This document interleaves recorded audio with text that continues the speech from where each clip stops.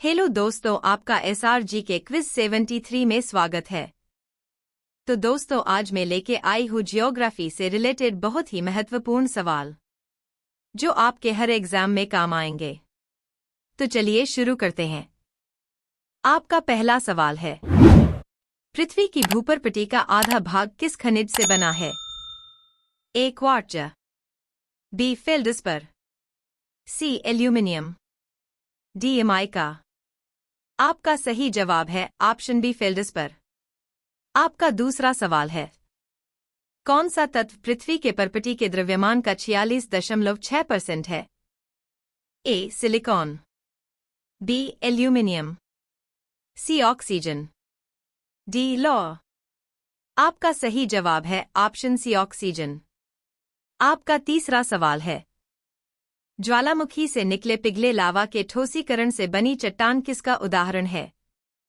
ए granite चट्टान, B अग्नेय चट्टान, सी basalt चट्टान, डी मैग्नेटाइट। आपका सही जवाब है ऑप्शन सी बेसाल्ट चट्टान।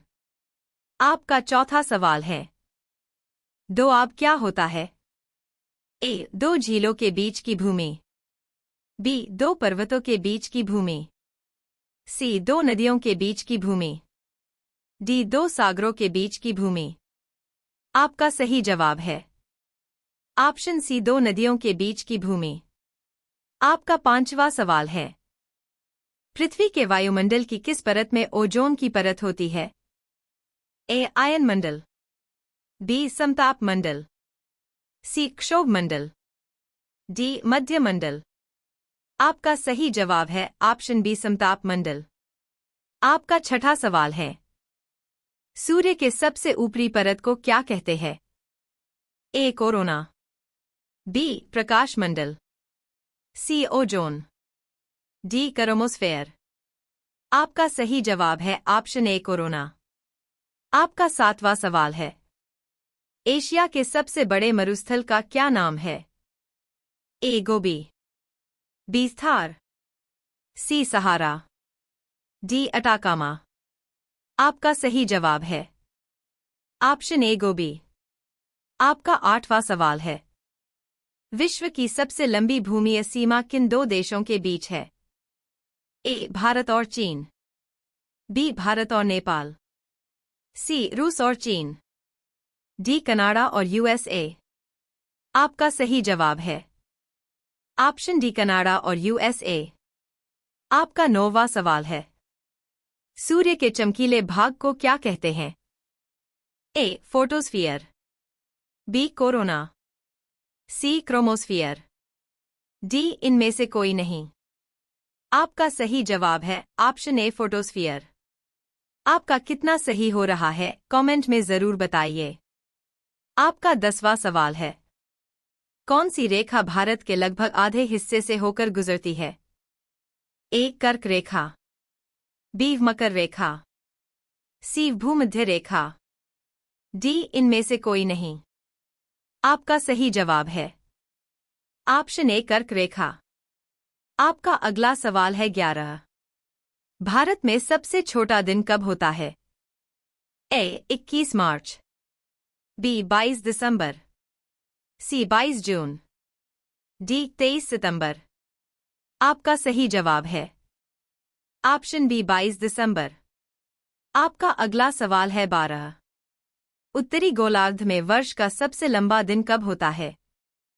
ए 21 जून, बी 1 जनवरी, सी 25 दिसंबर, डी 29 नवंबर। आपका सही जवाब है ऑप्शन ए 21 जून। आपका अगला सवाल है 13, जब ग्रेफाइट चट्टानें रूपांतरित होती है तो उनसे क्या बनता है? ए स्लेट, बी संगमरमर, सी क्वार्ट्ज, डी नीस। आपका सही जवाब है ऑप्शन डी नीस। आपका अगला सवाल है 14, सुनामी नाम किसे दिया गया है? ए चक्रवात, बी भूकंप, सी ज्वारीय तरंग, डी समुद्र के नीचे की तरंग। आपका सही जवाब है ऑप्शन डी समुद्र के नीचे की तरंग। आपका अगला सवाल है 15। पृथ्वी की परत की भीतर की हलचल के अध्ययन को क्या कहा जाता है? ए. भूकंप विज्ञान, बी. भूविज्ञान, सी. Plate विवर्तनिकी, D. इनमें से कोई नहीं। आपका सही जवाब है ऑप्शन ए. भूकंप विज्ञान। आपका अगला सवाल है 16। विश्व की सबसे गहरी समुद्री खाई कौन सी है? ए. मरीना की खाई, बी. अरब खाई, सी. तिब्बत की खाई, डी. इनमें से कोई नहीं। आपका सही जवाब है ऑप्शन ए. मरीना की खाई। आपका अगला सवाल है 17। वायुमंडल के किस परत में ऊंचाई बढ़ने के साथ साथ तापमान में बिल्कुल कमी नहीं होती है? ए. आयन मंडल, बी. समताप मंडल, सी. क्षोभ मंडल, डी. मध्य मंडल।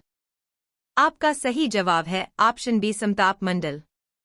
अगर आपको ये वीडियो अच्छी लगी तो लाइक और सब्सक्राइब जरूर करें। आप किसी भी एग्जाम की तैयारी कर रहे हैं, ये सवाल हर एग्जाम में आते हैं। आपका अगला सवाल है 18। पथरीले रेगिस्तान में एक दिशा में लगातार चलने वाली हवाएं क्या बनाती हैं?